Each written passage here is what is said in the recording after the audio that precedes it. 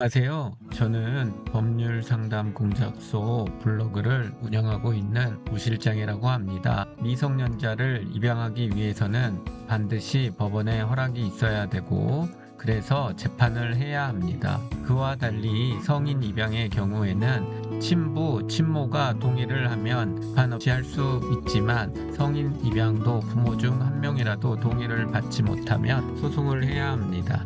그래서 미성년 자녀를 입양할 때 할 수 있는 소송의 절차는 친양자 입양과 미성년자 일반 입양 허가 신청이 있습니다. 두 절차 모두 법원으로부터 허가를 받으면 해당 자녀와 양부 또는 양모가 법률상 부모 자식의 관계가 되고, 그래서 동시에 양부 또는 양모의 가족관계 증명서를 발급해 보면 해당 자녀가 등재가 됩니다. 당연 해당 자녀의 가족관계 증명서 상에도 양부, 양모가 등재가 됩니다. 하지만 차이점은 분명 존재하는 것이 특징입니다. 가장 큰 차이는 친양자 입양의 경우에는 친부 또는 친모와 법률상 부모 자식의 관계가 끝나게 됩니다. 하지만 미성년자 일반 입양 허가의 신청의 경우에는 원래 친부 또는 친모와도 법률상으로 부모 자식의 관계가 형성이 되고 양부 또는 양모와도 부모 자식의 관계가 형성이 됩니다. 위와 같은 특징 때문에 법원은 친양자 입양에 대해서는 아주 까다롭게 보는 경우가 정말 많습니다. 왜냐하면 자녀는 아직 어려서 본인의 판단을 하기도 어려운 상황인데 자신의 친부 또는 친모와 법률상으로 부모 자식의 관계가 끝나는 것은 아니라고 판단하는 것 같습니다. 즉 자녀가 아직 성인이 되기 전에 부모의 의사에 따라서 친부, 친모와 법률상으로 관계를 끝내는 것은 아니라고 판단을 하는 것 같습니다. 그래서 친양자 입양을 하려고 하는 분들은 왜 친부, 친모와 관계를 끝내면서까지 친양자 입양을 해야 하는지에 대한 사유가 증거를 바탕으로 있어야 합니다. 단순 친부 또는 친모가 한 번도 연락하지 않고 보지도 않고 양육비도 지급하지 않는 것만으로는 인정되기 어려운 경우가 많습니다. 그리고 친부, 친모의 동의가 반드시 있어야 합니다. 혹여나 상대방이 악의적으로 반대를 하게 되면 친양자 입양은 안 될 가능성이 아주 높습니다. 그와 달리 미성년 자녀의 일반 입양의 경우에는 친부, 친모도 그대로 두고 양부 또는 양모와 법률상 부모 자식의 관계를 형성하는 것이기 때문에 사유만 존재를 하면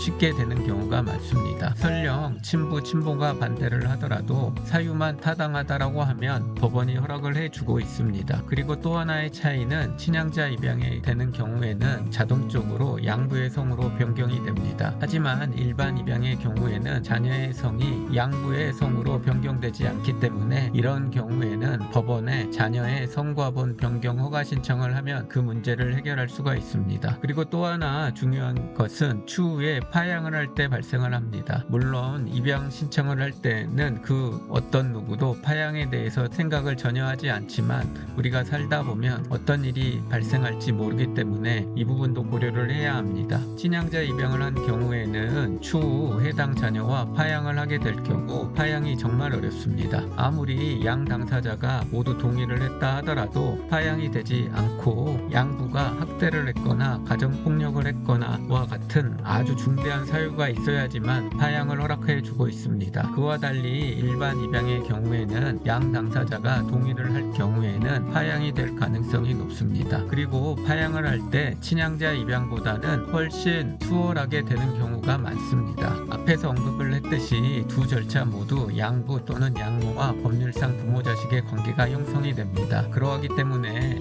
무조건 친양자 입양을 하겠다라고만 고집을 해서는 안 됩니다. 요즘 들어서 법원이 친양자 입양 신청에 대해서 불허를 하는 경우가 정말 많습니다. 그리고 그런 일들이 발생하지는 않아야겠지만 추후에 파양을 하게 될 경우에도 일반 입양으로 하는 것이 더 수월한 경우가 많습니다. 그러하기 때문에 반드시 친양자 입양을 해야 하는 사유가 존재하면 모를까, 그렇지 않으면 일반 입양 신청을 하는 것이 더 좋은 방법이 될 수 있다는 점 꼭 참고하시길 바랍니다. 오늘은 친양자 입양과 일반 입양에 대해서 간략하게 알려드렸습니다. 보다 자세한 것은 법률상담 공작소 블로그를 확인하시거나 저에게 연락을 주시면 보다 더 자세하게 상담해 드리도록 하겠습니다. 오늘도 저의 영상 시청해 주셔서 고맙습니다. 감사합니다.